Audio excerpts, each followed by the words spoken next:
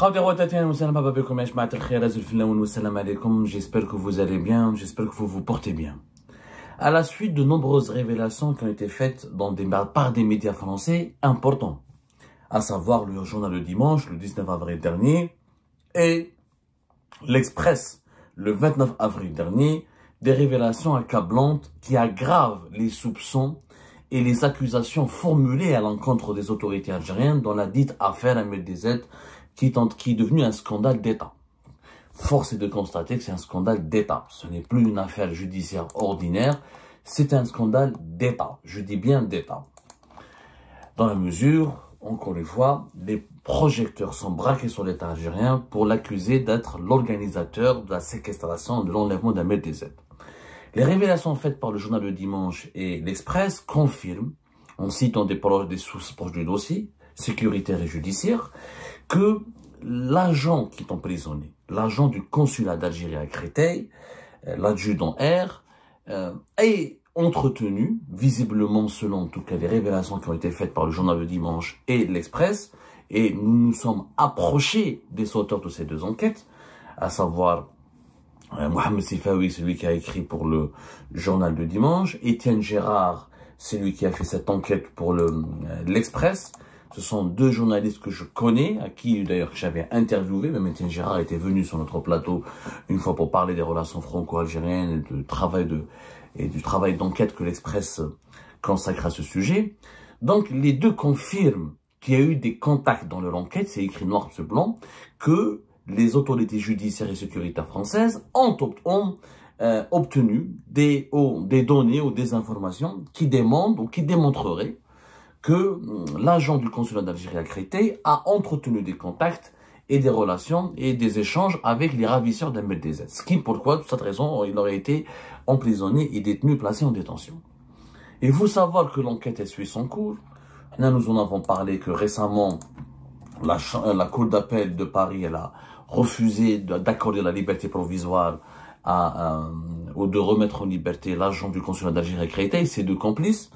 Comme elle a refusé leur placement leur placement sous bracelet électronique, c'était le 28 avril dernier, et donc la situation continue de se dégrader de jour en jour, et nous avons, en tant que professionnels, c'est très difficile malheureusement quand il y a des affaires comme ça qui suscitent beaucoup d'émotions et beaucoup de réactions, beaucoup de polémiques. C'est très difficile d'être professionnel, d'être neutre et objectif. Nous, on n'est ni du côté de la France, ni du côté de l'Algérie. On est du côté de la vérité. Je suis un journaliste algérien, établi en France, réfugié en France. Je n'ai pas fait ce choix. C'est un choix qui m'a été imposé. J'aurais aimé faire de journalisme depuis mon pays. Ça ne m'a pas été possible. On a un pays où je suis condamné à mort, d'ailleurs jusqu'à aujourd'hui encore. Mais je dois toujours dépasser mes émotions. Le journaliste n'a pas d'émotion. Dans le journalisme, il n'y a pas de place pour l'affect. Il n'y a de place que pour la vérité des faits. Au nom de cette vérité des faits, on a essayé de comprendre la réaction des autorités algériennes. Le silence des autorités algériennes, il est intriguant. Les autorités algériennes ne réagissent pas, ne réagissent plus. Le 28 avril, quand la Cour d'appel de Paris a refusé la liberté provisoire, aucune réaction des autorités algériennes. Face aux révélations accablantes et aux graves accusations des deux enquêtes du journal Le Dimanche et de l'Express, pas la moindre réaction. La dernière réaction pour parler de l'affaire d'Ahmed DZ, elle remonte pratiquement à la mi-avril, lorsque les autorités algériennes ont décidé d'expulser 12 diplomates français qui travaillent directement sous l'autorité du ministre de l'Intérieur français, Bruno Retailleau. Depuis, il n'y a pas eu de réaction. L'Algérie ne parle plus de l'affaire Ahmed DZ. Ça fait pratiquement 2 semaines. 2 semaines. Maintenant, qu'est-ce qui se passe à Alger? Quelle est leur version des faits? Quelle est leur version des faits? Je parle du côté des dirigeants algériens, du côté des autorités algériennes. Pourquoi ce silence? Nous avons essayé de parler, nous avons parlé à plusieurs sources algériennes pour essayer d'être équilibré dans le traitement informationnel, parce que le journaliste, il doit donner la parole à tout le monde. Moi, je suis journaliste. Moi, demain, Netanyahou passe devant moi, je lui donne la parole. Moi, demain, la Corée du Nord, le président de la Corée du Nord, là, je lui donne la parole. Mon boulot, c'est d'interviewer, c'est de donner la parole à tout le monde pour extraire les informations qui sont utiles à l'opinion publique pour qu'elle puisse être éclairée.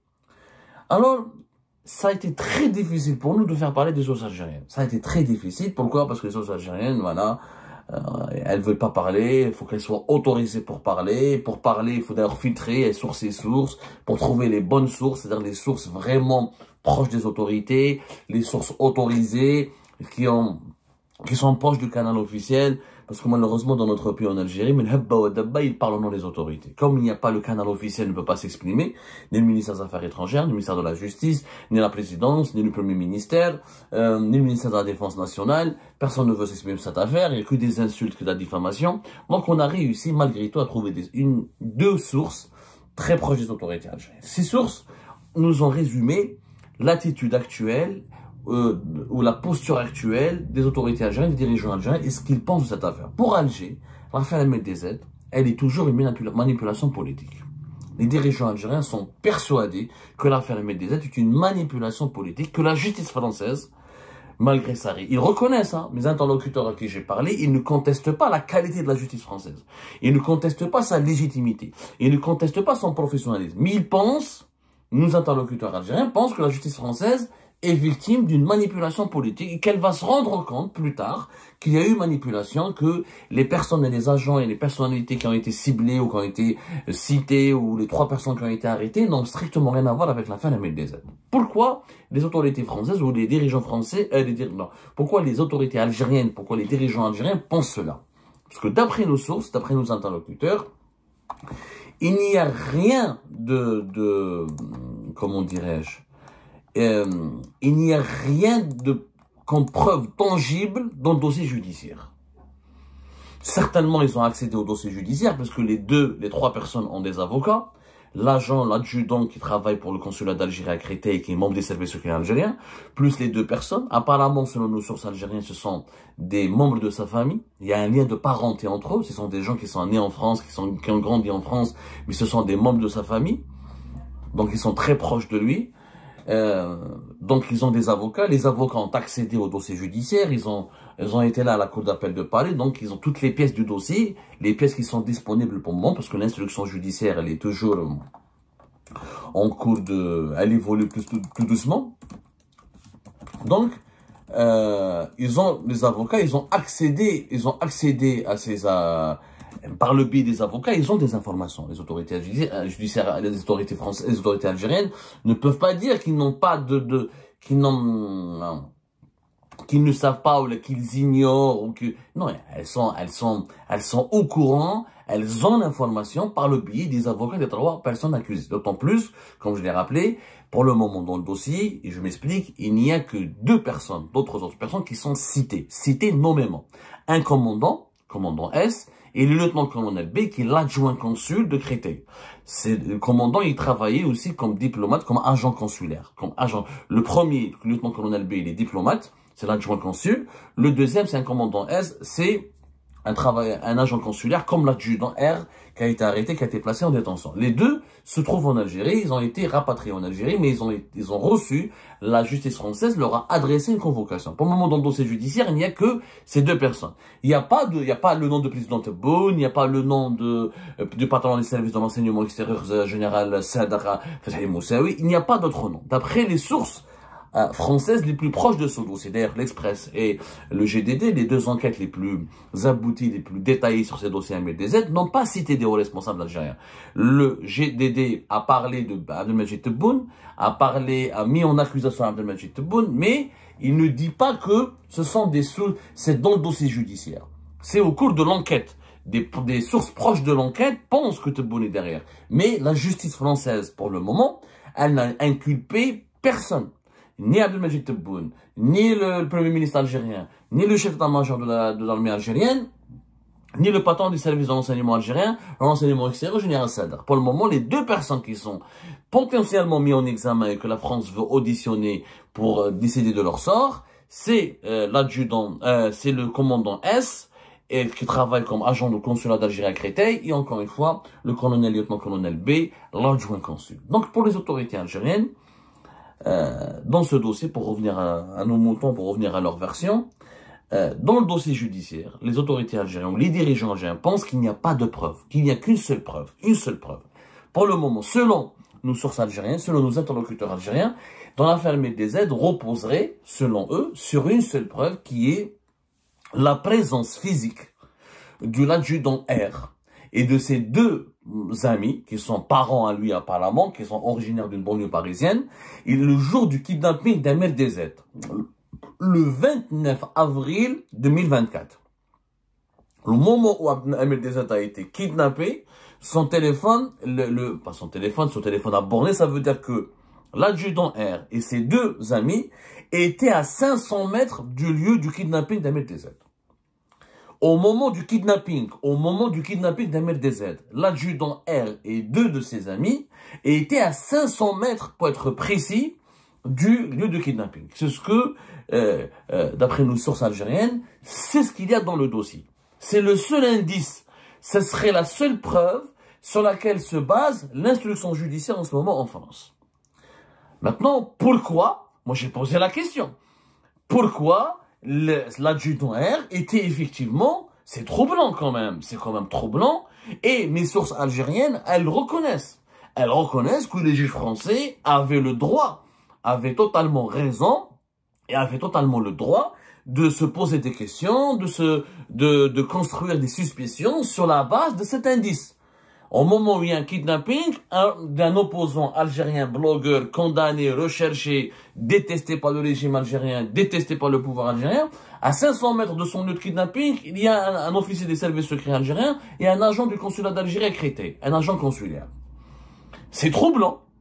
Mes interlocuteurs algériens reconnaissent que c'est troublant. En fait, ils ne remettent pas en cause la mise en accusation de l'agent consulaire. Ce qu'ils remettent en cause, c'est son arrestation.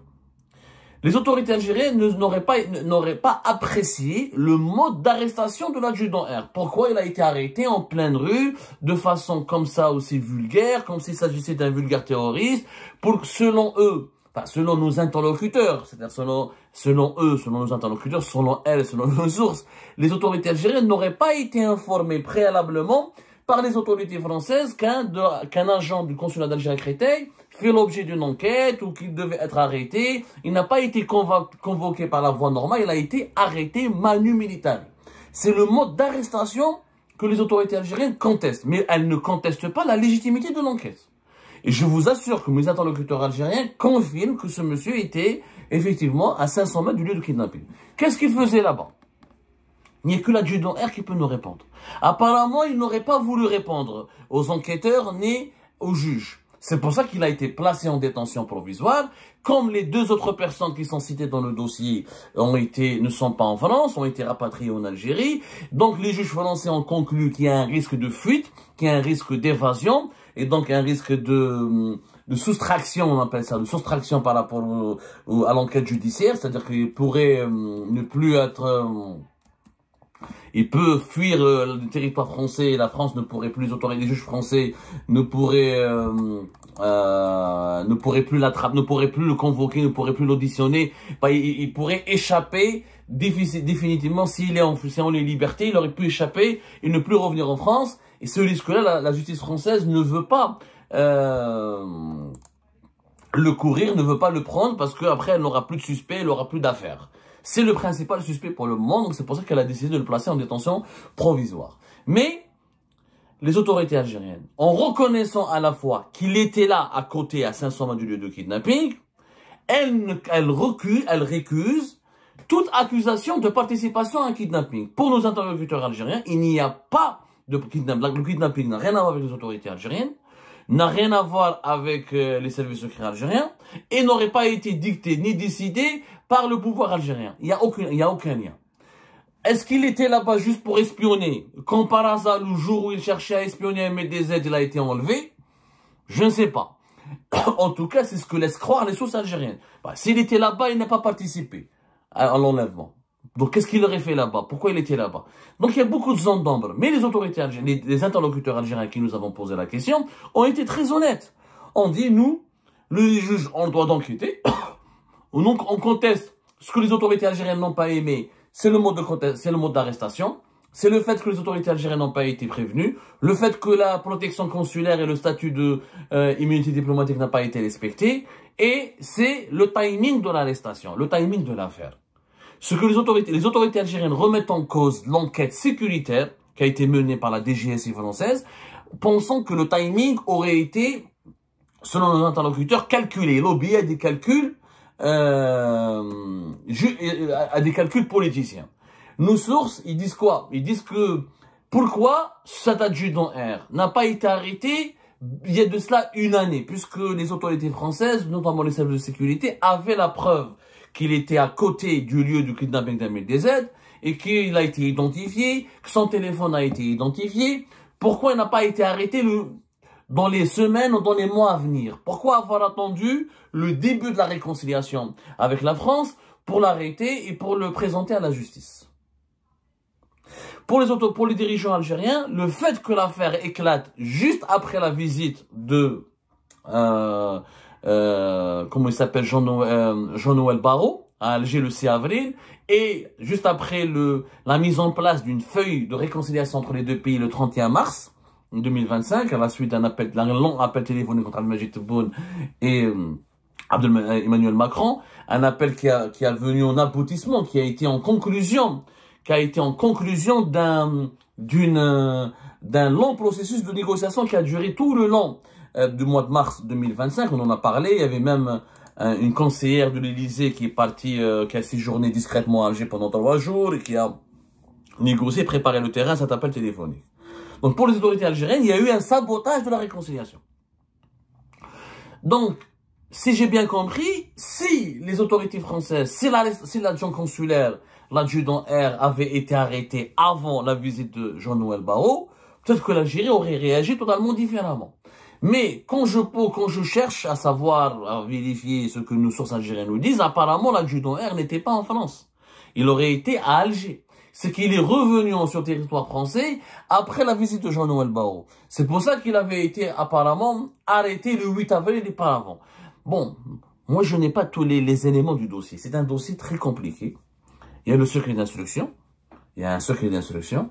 C'est-à-dire que les juges français ne peuvent pas tout communiquer. Les avocats des 3 accusés qui sont liés à l'Algérie, à la fois l'adjudant R, l'agent du consulat d'Algérie à Créteil, qui est algérien lui, et 2 autres visiblement ils sont franco-algériens. Il y en a au moins un qui est franco-algérien. Le 3e, on n'a pas la certitude c'est des franco-algériens. Ces avocats ne veulent pas s'exprimer. Pour le moment, il y a un blackout total, donc c'est très difficile d'accéder à des informations. Et il était pour nous important de vous faire, par contre, part de la version algérienne. Donc, pour résumer, pour remettre les choses dans leur contexte, parce que malheureusement, il y a trop de manipulations autour de cette affaire. C'est-à-dire qu'il y a beaucoup tant que l'appareil judiciaire ne s'est pas exprimé, et c'est normal quand on ne s'exprime pas, il y a un secret d'instruction. Les juges ne s'expriment que quand l'enquête avance très bien, lors de la programmation du procès. Et pendant le procès, on aura toutes les réponses à toutes les questions. Mais là, l'enquête, elle est délicate, elle exige de la sérénité, elle exige de la discrétion. Et elle exige surtout le secret. Mais pour les autorités algériennes, ce qui est quand même nouveau, ce qu'on vous apprend, c'est qu'elles ne contestent pas la procédure judiciaire. Elles ne contestent pas toute la procédure judiciaire. Et elles ne contestent pas la légitimité de cette action judiciaire. Ce qu'elles contestent, c'est le timing de l'affaire et c'est la légèreté de dossier. C'est-à-dire que pour les autorités algériennes, l'agent du consulat de Créteil, il n'y a pas de preuve de son implication, mais à l'exception de sa présence sur le physique à 500 mètres du lieu du kidnapping d'Ahmed DZ, le jour de son kidnapping. Mais, quand on a dit aux autorités algériennes, quand on a dit à ses interlocuteurs, moi je ne parle pas aux autorités algériennes directement, elles ne veulent pas me répondre. Même si je suis opposant et réfugié politique, classé opposant, malheureusement, elles ne veulent pas me répondre. Moi, je suis qu'un journaliste, c'est mon devoir d'essayer de ramener de l'information là où elle se trouve. Pour nos interlocuteurs algériens, il n'y a pas eu, ils demandent totalement l'existence d'échanges